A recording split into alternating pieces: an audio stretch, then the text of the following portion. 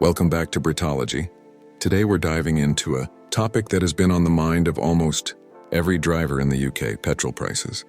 If you drive a car, ride a motorbike, or even rely on delivery services, you've probably felt the pinch of rising fuel costs. But why exactly are petrol prices so high?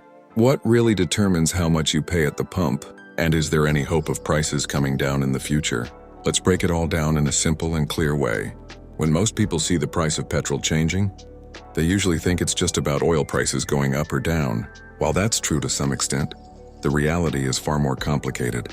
The price of petrol in the UK is made up of multiple layers, and only part of it is actually the cost of the fuel itself. A very large chunk is tax, and that's something many people don't realize. On average, around 45 to 50% of what you pay at the pump is fuel duty and VAT combined. That means almost half of every pound you spend on petrol goes straight to the government. Even if the wholesale cost of oil drops, the taxes still remain, which is why the price at the pump never seems to fall as quickly as it rises. Let's start at the very beginning of the chain. Petrol comes from crude oil, and the UK imports a large portion of it. The global price of crude oil is set by supply and demand in international markets, not just by what happens in Britain. If oil-producing countries like Saudi Arabia, Russia, or members of OPEC decide to cut production, the global supply shrinks and prices rise. Similarly, when there are conflicts, political instability, or even natural disasters in major oil-producing regions, the markets react instantly and push prices up. This is something that no UK government or petrol station can fully control. Because oil is traded in US dollars worldwide, and the UK has to pay whatever the international rate is.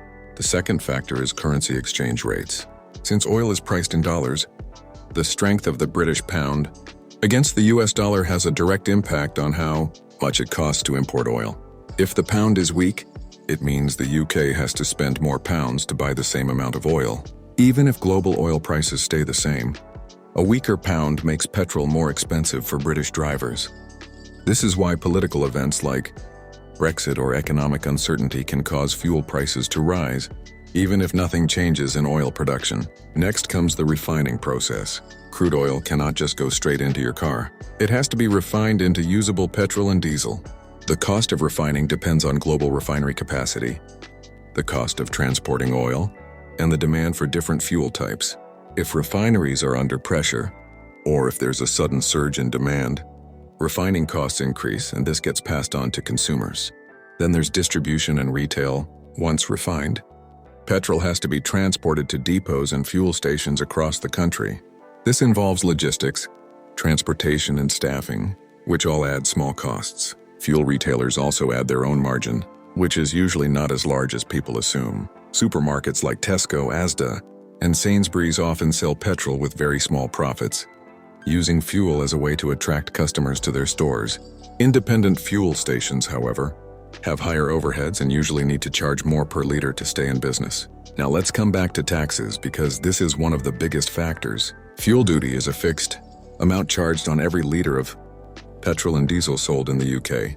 Currently, it stands at about 52.95 per liter, regardless of whether oil prices go up or down. On top of that, there is value-added tax, or VAT, which is charged at 20% on the total price, including the fuel duty itself. That means you are paying tax on top of tax. This is why when wholesale oil prices fall, the government still takes a big slice, and the savings at the pump don't feel as big as you'd expect. Another thing to consider is competition between petrol stations. If you live in a city with lots of petrol stations close together, you might find cheaper prices because they're all competing for customers. But if you live in a rural area with only one or two fuel stations nearby, prices are usually higher because there's less competition. The difference can be as much as 10 to 15 pence per liter, depending on where you fill up. It's also worth looking at the global picture. The UK generally has higher petrol prices than the US. For example, not because oil costs more here, but because of the taxes. In America, fuel duty is much lower, and VAT is not applied in the same way, which makes petrol far cheaper at the pump. On the other hand, European countries like France, Germany, and the Netherlands often pay even more than the UK, again largely due to higher taxes. So while drivers in Britain feel frustrated, The UK is actually somewhere in the middle compared to the rest of Europe. Now let's talk about the impact on ordinary people. Rising petrol prices don't just affect drivers directly. They also increase the cost of almost everything else. Delivery vans, lorries, buses, and taxis all rely on fuel. When fuel prices rise, transport costs rise, and businesses pass those costs on to consumers. That means food, clothing, and everyday goods in shops can become more expensive. High fuel costs also put pressure on small businesses, especially those that depend on transportation. So petrol prices are not just a driver's problem, they ripple through the entire economy. Governments often find themselves in a difficult position when it comes to fuel prices. On one hand, they rely heavily on fuel duty and VAT as a source of revenue. On the other hand, when prices rise too high, public anger grows and there's pressure to cut taxes temporarily. We've seen fuel duty freezes in recent years, where the government has chosen not to increase the rate, but they rarely cut it because it would mean losing billions in revenue. At the same time, governments also want to push people towards greener transport options, like electric cars, and higher petrol prices can be seen as a way to encourage that shift. This leads us to the question of the future. Will petrol prices ever come down? The truth is, it's unlikely that prices will return to the levels we saw 10 or 15 years ago. Global oil demand is still high, geopolitical tensions remain, and the UK's tax structure is unlikely to change dramatically.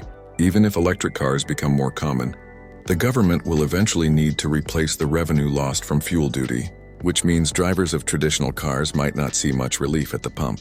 What you can expect is fluctuation. Prices will go up and down depending on global oil markets, currency exchange rates, and government policies. But the overall long-term trend has been upward. For drivers, that means planning ahead, looking for cheaper stations, and driving more efficiently can help save money. But there's no magic solution to bring prices back down permanently. So the next time you're standing at the pump wondering why it costs so much, remember that it's not just about oil. It's about international markets, currency rates, refining, distribution, competition, and above all, taxes. The truth about UK petrol prices is that they're shaped by a complex mix of global and local factors. And while some of it is beyond our control, understanding the bigger picture helps make sense of why we're paying what we pay. And that wraps up today's deep dive into the truth about UK petrol prices.